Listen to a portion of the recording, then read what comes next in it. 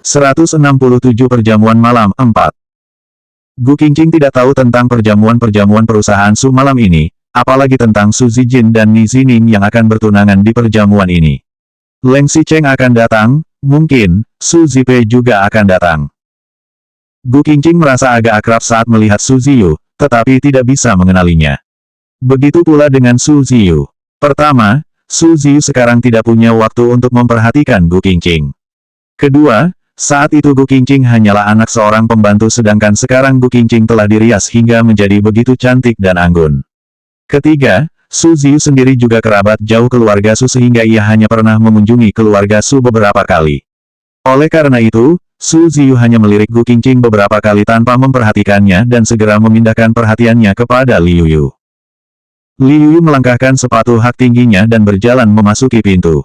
Bahkan, ia tidak melihat pria dan wanita itu. Ia berjalan ke sofa, duduk dengan tenang, dan melipat kakinya. Bukankah kamu ingin berbicara tentang putus? Mari kita bicara, katanya. Zhang Fuxing belum pernah melihat Li Yuyu yang seperti ini. Meskipun Li Yuyu ceroboh dan tidak memperhatikan hal kecil, ini adalah pertama kalinya Zhang Fuxing melihat Li Yuyu berpenampilan begitu tenang dan tegas. Bahkan, Li Yuyu masih merias dirinya menjadi begitu cantik dan menawan. Zhang Fuxing melihat Gu Qingqing dan berkomentar, kita mau membicarakan tentang masalah kita. Orang luar tidak perlu mendengarkannya, kan? Li Yuyu mengangguk, iya, kita membicarakan masalah kita. Orang luar yang duduk di sisimu itu juga tidak perlu mendengarnya. Ziyu adalah pacarku, bantah Zhang Fuxing. Ia langsung memeluk Su Ziyu dan menunjukkan betapa ia sangat menyayanginya. Li Yuyu tertawa, benar-benar lucu. Kita masih belum putus secara resmi. Orang di sebelahmu itu adalah orang ketiga. Kamu, Zhang Fuxing dan Su Ziyu sontak menjadi sangat marah. Keluarga Li sangat miskin. Meskipun Li Yuyu memiliki pekerjaan yang lumayan baik, kondisi keluarganya juga tidak kaya.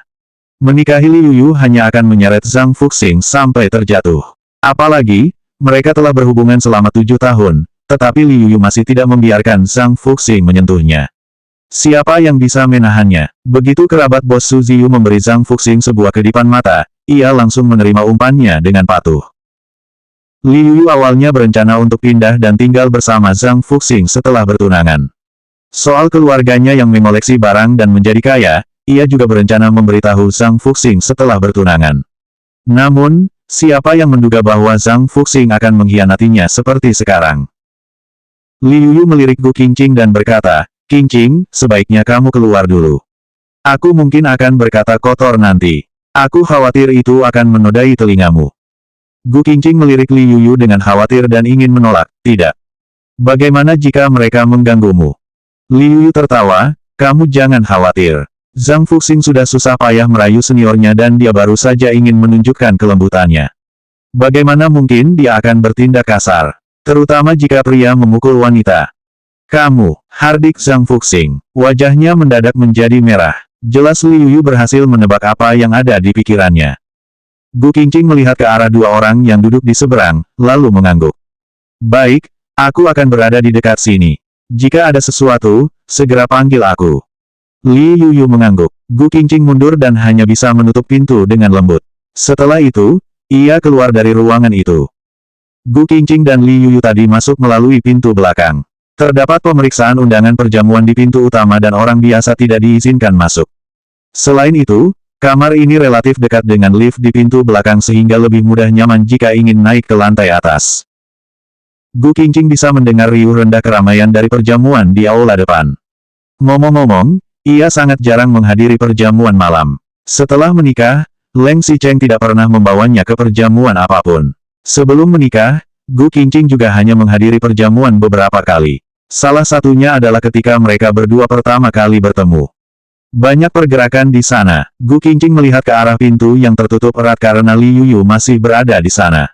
Kemudian, Gu Qingqing berjalan ke arah perjamuan dengan rasa penasaran. Namun, tepat setelah ia melewati tikungan, seseorang memanggil namanya. 168 Perjamuan Malam 5. Nona Gu. Gu Qingqing terkejut. Ia sontak menoleh dengan kaku dan ternyata Lin Sui yang memanggilnya. Pria itu muncul mengenakan setelan putih perak dan tersenyum dengan lembut. Lin Sui perlahan berjalan ke arahnya dan berkata, ini benar-benar kamu. Aku tidak mengira akan bertemu kamu di sini. Tuan Lin, Gu Qingqing membalas sapaan Lin Zuyi dengan wajah yang tampak sedikit malu. Apakah Tuan datang untuk menghadiri perjamuan? Lin Zuyi mengangguk, iya. Penyelenggara perjamuan memiliki hubungan kerjasama dengan keluarga kami. Ini adalah acara pertunangan putri mereka. Bagaimana denganmu? Apakah kamu juga datang untuk menghadiri perjamuan? Saat Lin Zuyi mengatakan itu, ia sudah berjalan di depan Gu Qingqing dan barulah ia melihat seluruh tubuh Gu Qingqing dengan leluasa. Setelah melihat penampilan Gu Qingqing, sebuah kilas tatapan terkejut melintas di matanya. Sejak awal, Lin Zuyi sudah tahu bahwa Gu Qingqing memiliki penampilan yang baik. Biasanya wanita ini sudah sangat elegan dan cantik tanpa perlu memakai riasan. Sekarang, Gu Qingqing memakai riasan dan menata gaya rambutnya serta mengenakan gaun mini yang pas dan sepatu hak tinggi. Seluruh auranya langsung berubah menjadi berbeda.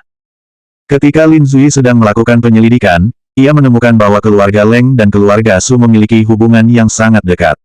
Leng Xicheng bahkan pernah memiliki rumor pertunangan dengan Su Zipei. Gu Qingqing dan ibunya dulunya juga menjadi pembantu di kediaman keluarga Su. Benar-benar sangat menarik. Itu artinya, Leng Xicheng juga ada di sini. Bersama Gu Qingqing, tebak Lin Zuyi.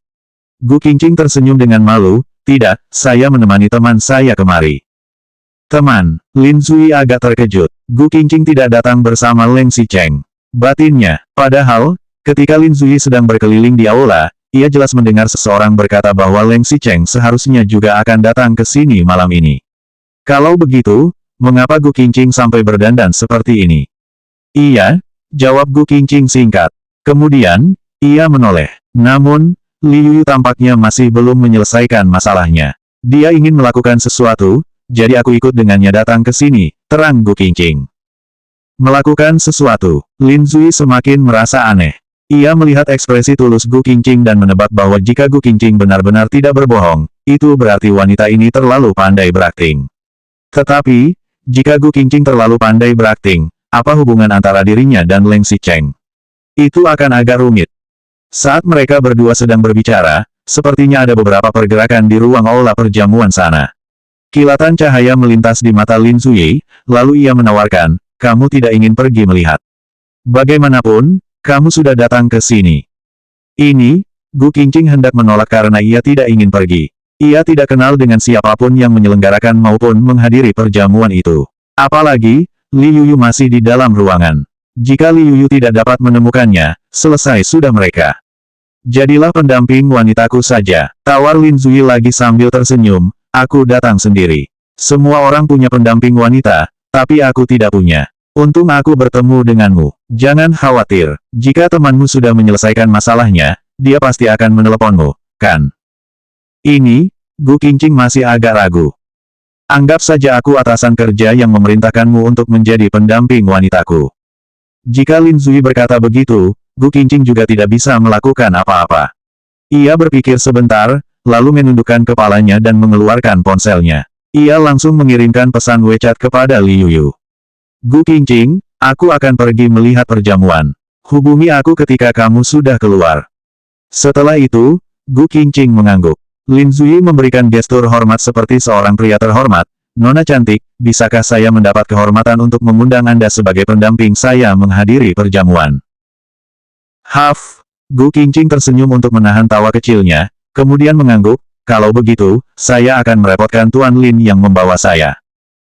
Sudah hampir pukul 8 malam dan aula perjamuan telah dibersihkan. Lalu, aula perjamuan itu tiba-tiba menjadi gelap. Hanya tinggal sebuah cahaya terang yang menyorot bagian tengah panggung.